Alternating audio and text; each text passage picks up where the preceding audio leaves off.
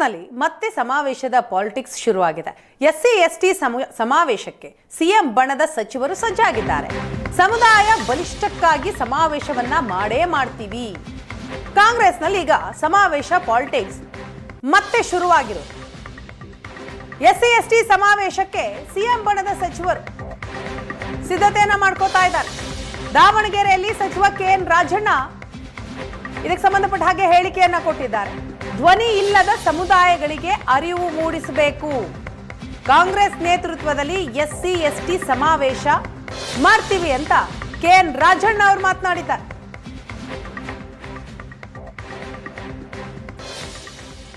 SC ST ಸಮಾವೇಶ ಅಂತ ಬರೀ ಎಸ್ಸಿ ಎಸ್ಟಿಗಳಿಗೆ ಅಲ್ಲ, ಯಾರೆಲ್ಲ ಧ್ವನಿ ಇಲ್ಲದ ಸಮುದಾಯಗಳಿದ್ದಾವೆ ಆ ಸಮುದಾಯಗಳಿಗೆ ಅರಿವನ್ನು ಮೂಡಿಸ್ತಕ್ಕಂಥದ್ದು, ಆ ಸಮುದಾಯದವರು ಕೂಡ ಸರ್ವರಿಗೂ ಸಮಬಾಳು ಅಂತಕ್ಕಂಥ ಏನು ನಾಣ್ಣುಡಿ ಇದೆ, ಆ ನಾಣ್ಣುಡಿಯಂತೆ ಎಲ್ಲ ಅಧಿಕಾರವನ್ನು ಹಂಚ್ಕೊಳ್ತಕ್ಕಂಥದ್ದಕ್ಕೆ ನಾವು ಒತ್ತಾಯ ಮಾಡ್ತಕ್ಕಂಥ ಸಮಾವೇಶಗಳು.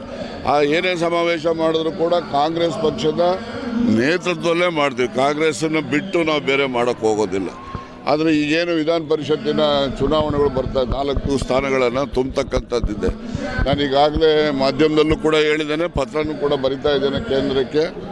ಯಾರು ಅನ್ರೆಪ್ರೆಸೆಂಟೆಡ್ ಕಮ್ಯುನಿಟಿಗಳಿದ್ದಾವೆ, ರಾಜಕೀಯ ಅಧಿಕಾರ ವಂಚಿತ ಸಮುದಾಯಗಳು ಯಾವಿದ್ದಾವೆ, ಆ ಸಮುದಾಯಗಳಿಗೆ ಆ ಸ್ಥಾನಗಳನ್ನು ಕೊಡಬೇಕು. ಯಾರು CM ಆಗಲಿ ಯಾರು ಆಗದೆ ಇರಲಿ, ಏನೆಲ್ಲ ತೀರ್ಮಾನಗಳು ಆಗಬೇಕಾದ್ರೂ ಕಾಂಗ್ರೆಸ್ನ ಅಂತಿಮ ನಿರ್ಣಯ ಕಾಂಗ್ರೆಸ್ ಪಕ್ಷದ ಹೈಕಮಾಂಡಲ್ಲೇ ತೀರ್ಮಾನ ಆಗೋದು.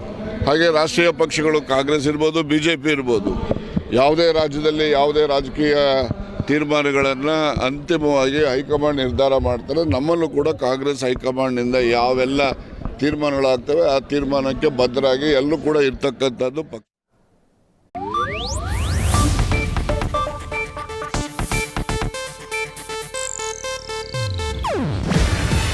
ಇದು ಏಷ್ಯಾನೆಟ್ ನ್ಯೂಸ್ ನೆಟ್ವರ್ಕ್ ಪ್ರಸ್ತುತಿ. ನೀವು ನೋಡ್ತಿದ್ದೀರಾ ಏಷ್ಯಾನೆಟ್ ಸುವರ್ಣ ನ್ಯೂಸ್.